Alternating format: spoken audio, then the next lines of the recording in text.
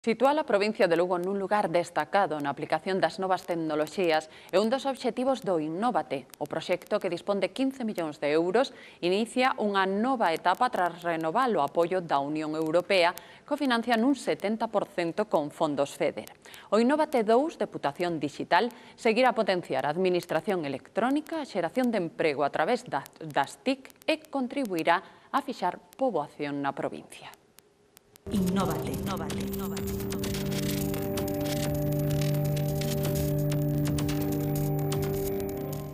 Unha das metas que se persegue desde a oficiña do Innóvate desde a súa creación é achegar aínda máis aos cidadáns a sociedade da información. Se vai a potenciar o desenvolvemento de aplicativos, a mellora da infraestructura interna do propio Palacio Provincial e dos centros asociados, se vai a facer unha aposta clara por a dinamización e por a alfabetización digital, que creemos que siga a ser un grande atranco para esta provincia, para o seu desenvolvemento.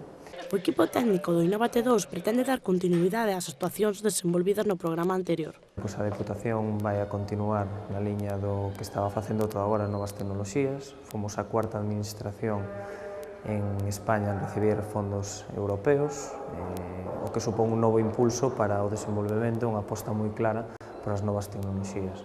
Acadar a administración sen papéis segue a ser unha das prioridades. Vamos a introducir melloras nas diferentes sedes electrónicas para que sexa máis sencillo a comunicación co cidadán. Vamos a intentar revisar os trámites que hai ahora mesmo para poñer a disposición dos cidadáns aqueles que sexan realmente máis útiles.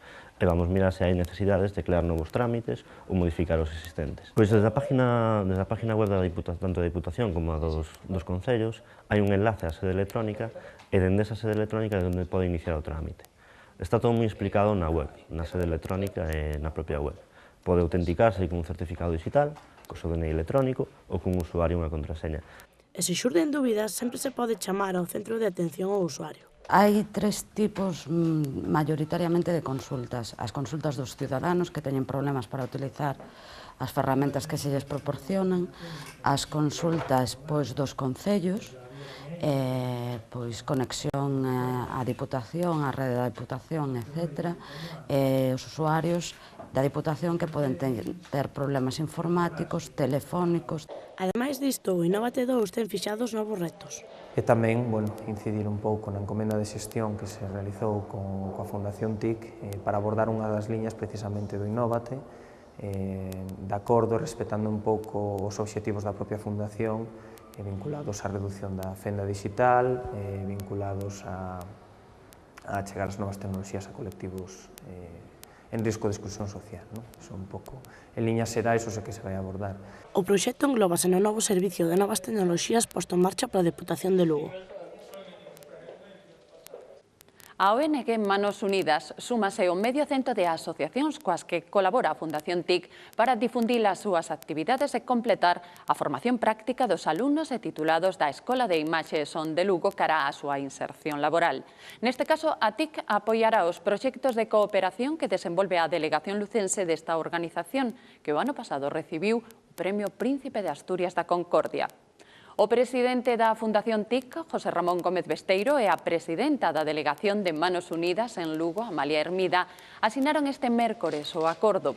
Grazas a esta iniciativa, alumnos e bolseiros da EIS participarán na realización de traballos audiovisuais que teñen por finalidade divulgar os proxectos de sensibilización e educación da entidade que en 2011 recadou fondos para proxectos en Guatemala e a India. No primeiro caso, o obxectivo é reducir a mortalidade infantil e no país asiático a idea é poñer en marcha accións de apoio ás nais. Nos compartimos unha xornada de traballo cos voluntarios desta ONG en Lugo.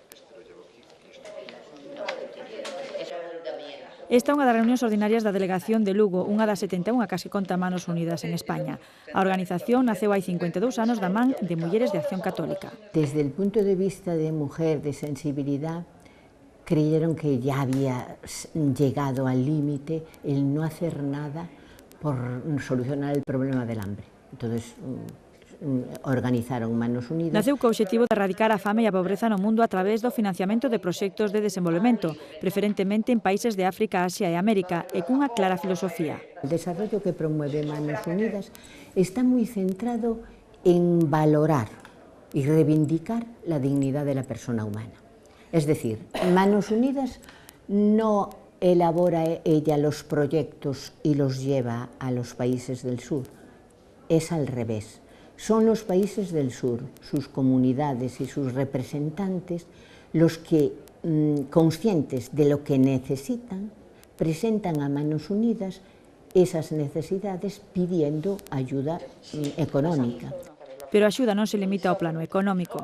Educar allí dentro y enseñar allí para que la gente pueda salir del mundo en el que está, porque la ayuda no puede llegar solo así dando dinero, la ayuda tiene que ser con gente preparada allí, por eso entendamos que la mujer aprenda y no sea solamente un objeto de trabajo. Vendo todo o que queda por facer podría ser descorazonador, pero para estes voluntarios supón todo o contrario. Porque si una sola persona toma conciencia de su valía y sale de la situación que tenía de su desarrollo y casi de degradación en algunos sitios, por una sola persona merecería la pena, y por millones de personas que han salido de eso más.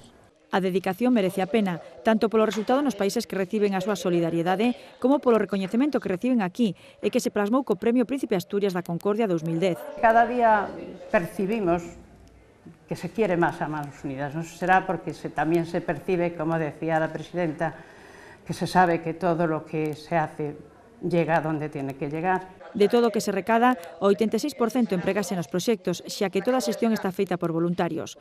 No caso da agrupación de Lugo, o ano pasado recadou 116.848 euros e gastou 6.624.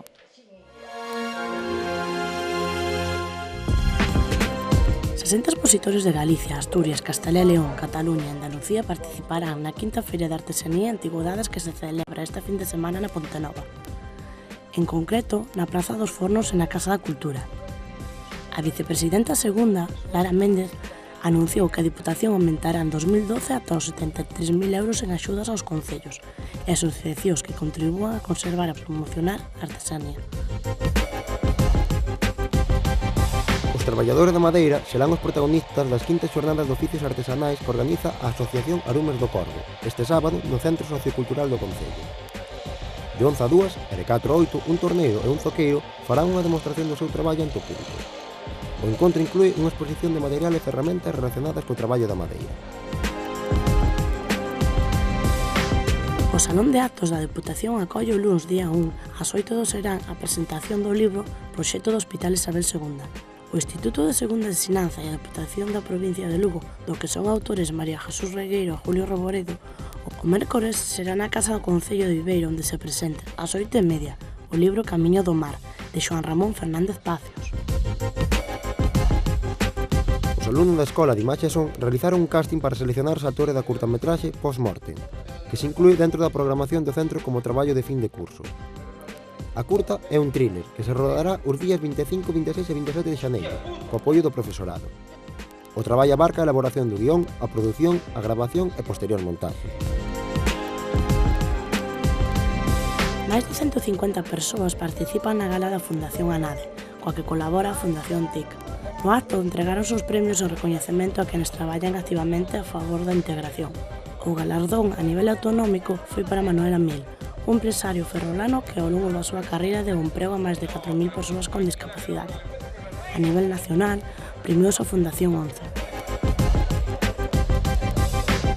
A Asociación de Empresarios da Provincial de Lugo, coa que tamén colabora a TIC, organiza un concurso de postales de Nadal co obxectivo de fomentar as compras nos comercios durante esta época.